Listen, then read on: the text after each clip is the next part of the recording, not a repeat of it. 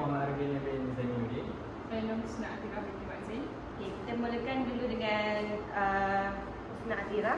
Okey, jadi secara umumnya literasi ni mempunyai dua, iaitu literasi membaca dan juga literasi menulis. Jadi hari ini kita masuk pada literasi menulis.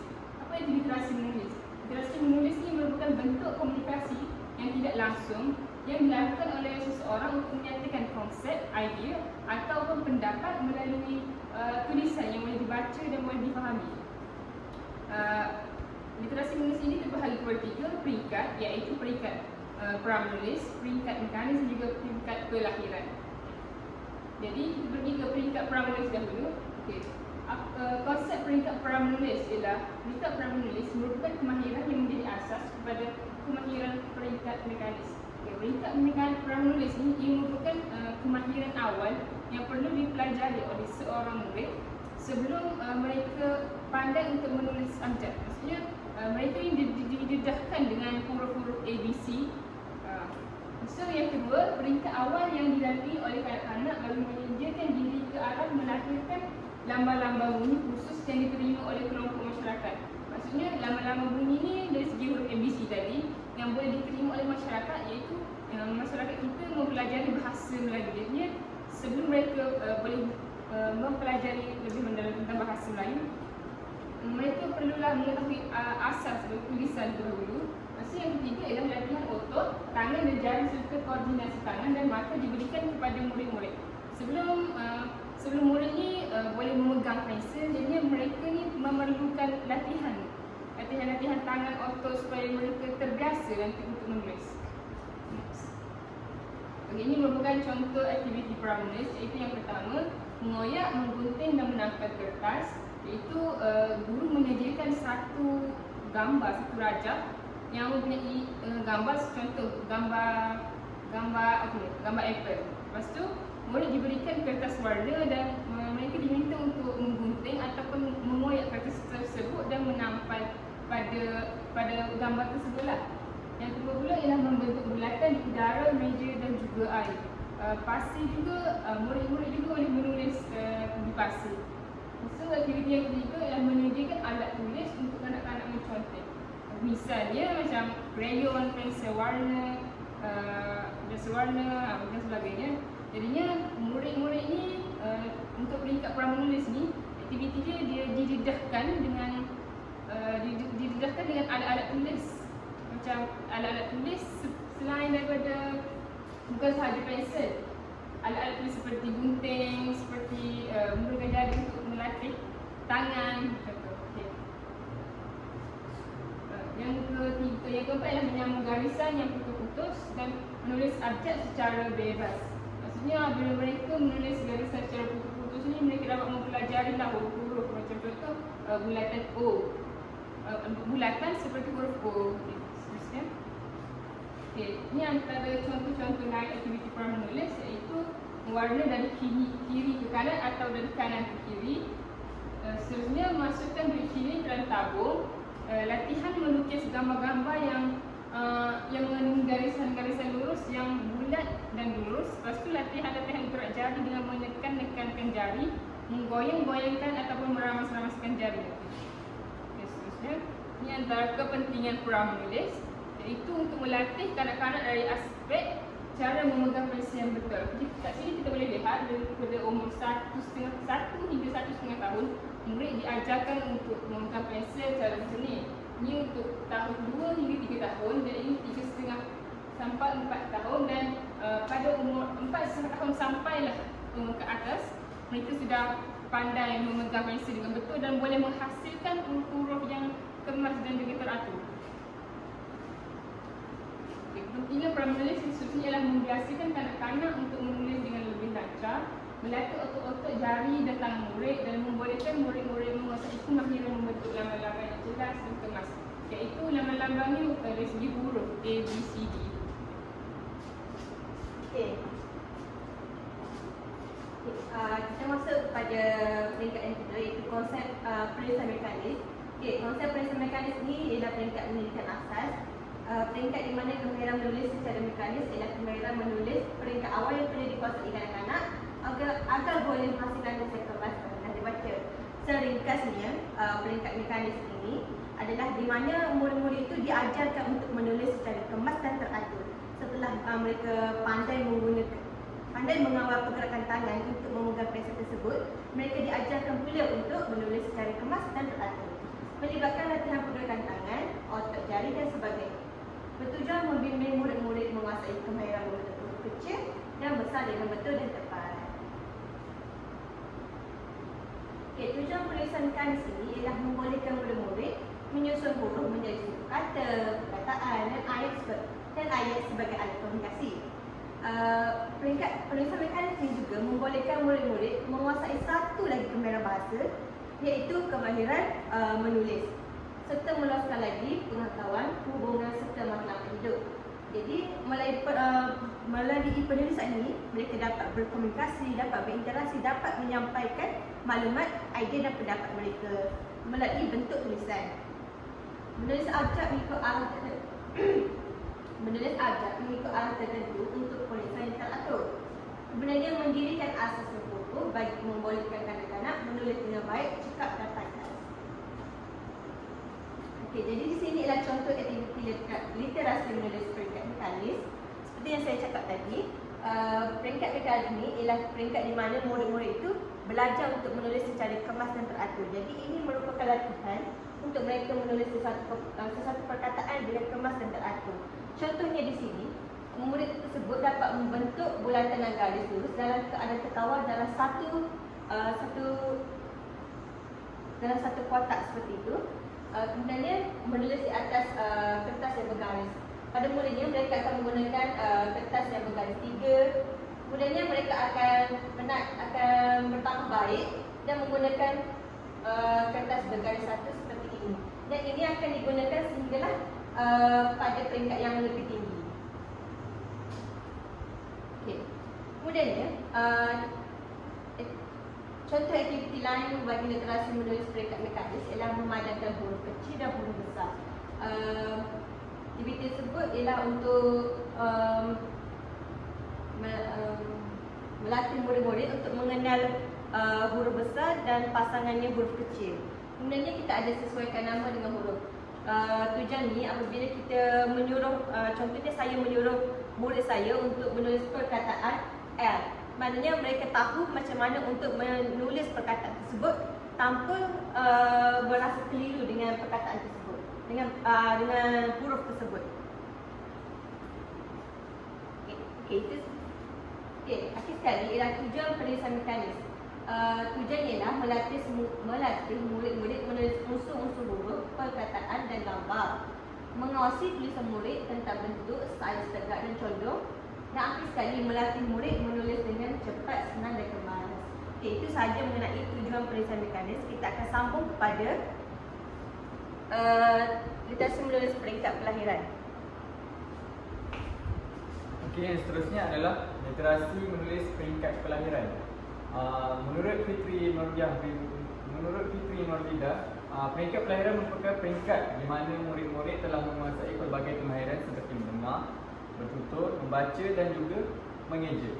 Murid sudah boleh menulis pelbagai karangan. Dalam peringkat ini, seperti mana kita tahu, murid-murid telah diajar dengan pergerakan deria-deria motor untuk dalam peringkat prabacaan, dan pada peringkat mekanis, murid telah diperkuatkan lagi untuk menulis dan mengeja dengan tulisan yang awal ataupun membentuk suatu huruf tu dengan sempurna. Jadi secara tidak langsung, pembentukan ejaan yang sempurna ni ia akan mempengaruhi penulisan seseorang pelajar tu dalam peringkat kelahiran, dengan guru menerapkan pembinaan ayat dan seterusnya.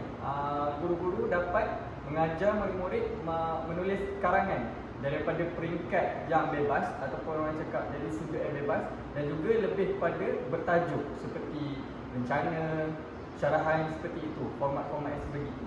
Jadi peringkat pelahiran juga dapat memulakan, guru juga dapat memulakan pengajaran menulis pada peringkat ini dengan jenis-jenis penulisan terkawal, berpandu, separa terkawal dan juga separa berpandu.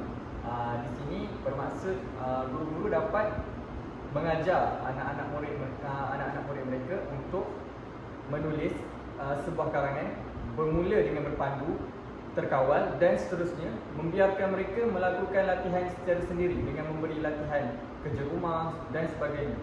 Dan pada peringkat ini, murid-murid dapat melahirkan idea dan pendapat tentang pengetahuan serta pengalaman yang telah mereka lalui. Ini contoh-contoh seperti kalau kita bagi gambar ataupun bagi tajuk karangan tentang nyatakan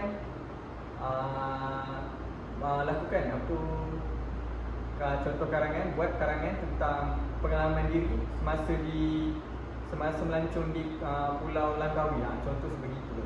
Okay, next.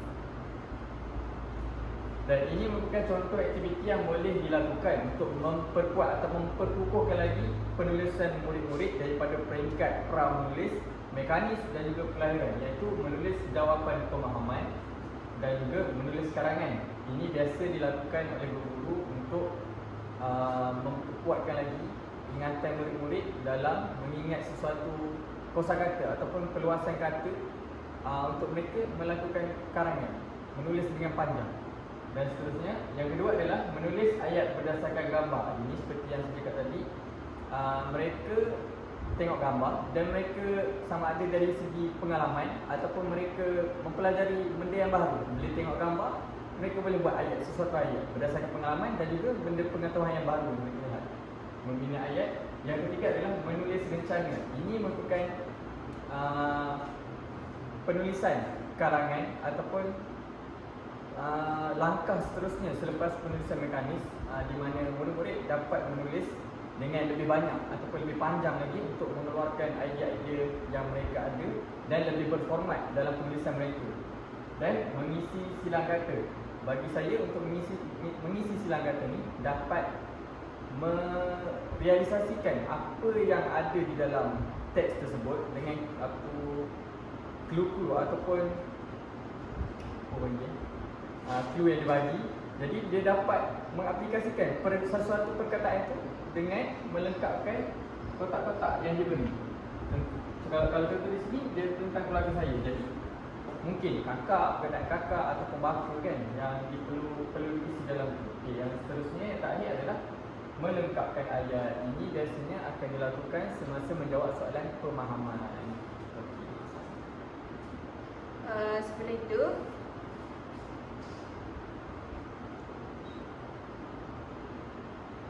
jadi kami sambung pematangan kami kepada bahan pengajaran literasi menulis.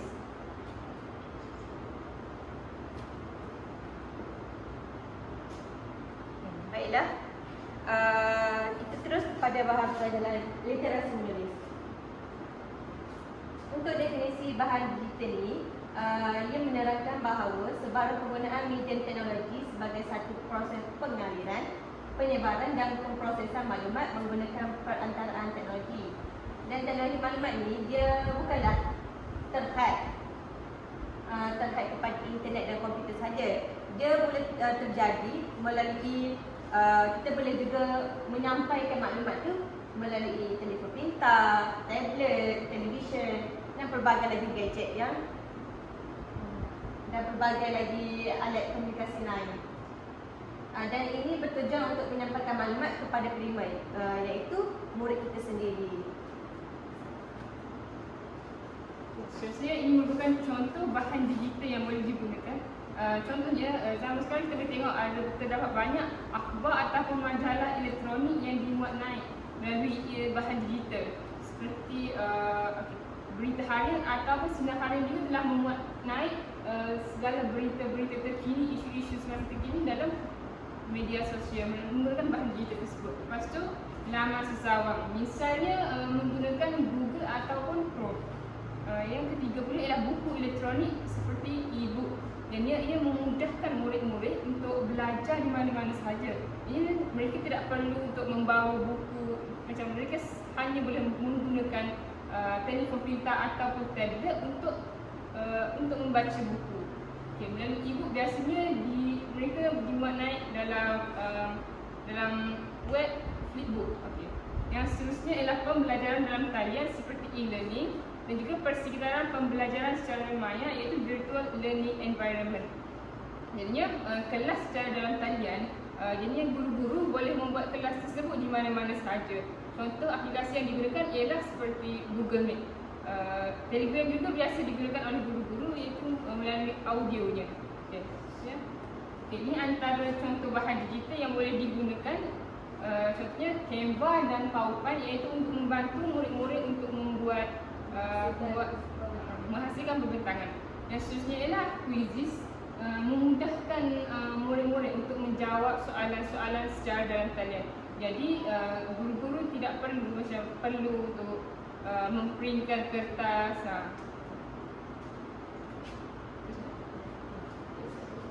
Dan yang terakhir sekali merupakan kelebihan dalam bahan digital, iaitu dapat mengekalkan ingatan murid dengan lebih lama. Kenapa dapat mengekalkan ingatan murid dengan lebih lama? Kerana seperti yang kita tahu, mengikut peredaran zaman kini, bahan digital ni sangat diperlukan atau telah menjadi satu medium yang penting dalam keseharian seseorang. Jadi apabila mereka ataupun kanak-kanak ni, dia selalu guna medium yang biasa digunakan, iaitu platform-platform seperti ini, media sosial apa semua, ingatan mereka akan lebih lama kerana mereka sering menggunakannya dan dapat mencorakkan lagi pengetahuan mereka untuk menggunakan bahan-bahan digital ni. Seterusnya adalah kita dapat memberi peluang kepada murid untuk belajar secara sendiri. Mengikut peredaran zaman juga, murid-murid dapat menggunakan teknologi yang ada sekarang ni untuk mereka mencipta sesuatu yang baru, seperti melukis. Banyak aplikasi-aplikasi yang baru dapat mereka gunakan untuk mereka membina pengetahuan yang baru. Permainan video pun sekarang telah banyak yang tentang ilmu-ilmu untuk mereka meneka sesuatu perkataan, seperti itu. Yang seterusnya adalah dapat meningkatkan mutu pembelajaran. Yang seterusnya menjadikan sesi pembelajaran lebih menyeronokkan. Kenapa?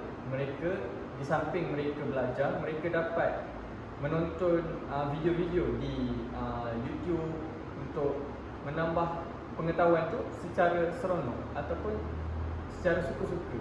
Secara tidak langsung mereka dapat suatu ilmu tu dalam tidak sedar. Seperti yang kita tengok kanak-kanak zaman sekarang ni, mereka tengok YouTube dan sesetengahnya akan fasih berbahasa Inggeris secara tidak langsung. Begitu. Jadi itu sahaja. Jadi saya rasa itu sahaja daripada konten kami. Sekian, terima kasih. Audio Jungle.